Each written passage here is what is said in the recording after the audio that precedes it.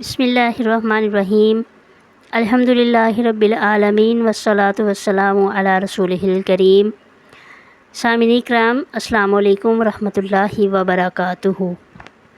گزشتہ آیات میں ہم نے نکاح سے متعلق احکام پڑھے، جن میں اللہ تبارک و تعالیٰ نے واضح کر دیا کہ کن عورتوں سے نکاح جائز ہے اور کن سے نہیں۔ یتیم بچیوں کے حقوق، مہر کی ادائیگی، پاکیزگی اور عفت کی حفاظت کے اصول بیان کیے۔ ان احکام کا مقصد یہ ہے کہ معاشرے میں عزت اور پاک دامنی قائم رہے، خاندان کا نظام مضبوط بنیادوں پر قائم ہو۔ اگلی آیات کی طرف بڑھتے ہیں، جن میں اللہ تبارک و تعالیٰ ان احکام کی حکمت اور اپنی رحمت کو بیان فرماتے ہیں، تاکہ یہ بات واضح ہو جائے کہ یہ احکام سختی یا پابندی کے لیے نہیں بلکہ ہماری بھلائی، آسانی اور پاکیزگی کے لیے ہیں۔ آئیے ان آیات کی تلاوت، ترجمہ تفسیر کرتے ہیں اور تفسیر کو سمجھنے کی کوشش کرتے ہیں۔ اعوذ باللہ من الشیطان الرجیم، بسم اللہ الرحمن الرحیم۔ اللہ یرید ان یبین لکم، اللہ یرید، اللہ چاہتا ہے، ان یبین، یہ کہ وہ بیان کر دے، واضح کر دے، لکم تمہارے لیے، ویہدیکم اور چلا دے تمہیں، سنن الذین ان لوگوں کے طریقوں پر، من قبلکم جو تم سے پہلے تھے، ویتوب علیکم اور توبہ ڈال دے تم پر، متوجہ ہو تم پر، واللہ علیم حکیم اور اللہ جاننے والا، حکمت والا ہے۔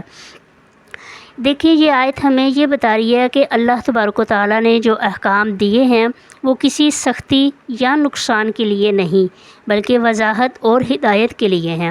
اللہ تو چاہتا ہے کہ وہ تمہیں ان راستوں پر چلائے جن پر انبیاء، نیک لوگ پہلے سے چلتے آ رہے ہیں۔ ان احکام کے ذریعے اللہ تعالیٰ تمہیں گناہوں سے بچا کر اپنی رحمت میں لے لینا چاہتا ہے۔ اللہ علیم ہے، یعنی وہ جانتا ہے کہ انسان کی فطرت اور اس کی ضروریات کیا ہیں، اور حکیم ہے، یعنی ہر حکم کے پیچھے گہری حکمت ہے، اور اس کے ہر کام میں کوئی بھی ایسا کام نہیں کہ جو حکمت سے خالی ہو۔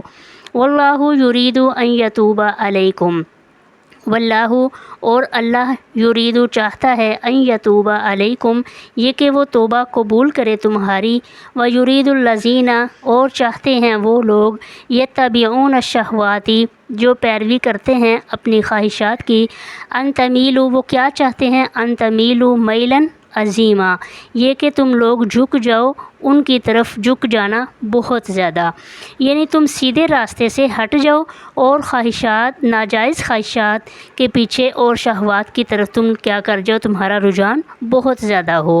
اللہ کی رحمت دیکھیں کہ وہ چاہتا ہے تم گناہوں سے بچ کر سیدھے راستے پر آ جاؤ، پاکیزہ زندگی گزارو۔ لیکن دنیا میں کچھ لوگ ایسے بھی ہیں جو اپنی خواہشات کے غلام ہیں، وہ چاہتے ہیں کہ تمہیں بھی گمراہ کر دیں، تمہیں دین سے ہٹا دیں اور بدکاری اور بے راہ روی کی طرف لے جائیں۔ یہ آیت ہمیں خبردار کر رہی ہے کہ شیطان اور خواہشات کے پیچھے چلنے والے لوگ کبھی تمہاری اصلاح نہیں چاہتے، اس لیے اللہ کے احکام پر عمل کرنا ہی تمہاری نجات کا ذریعہ ہے۔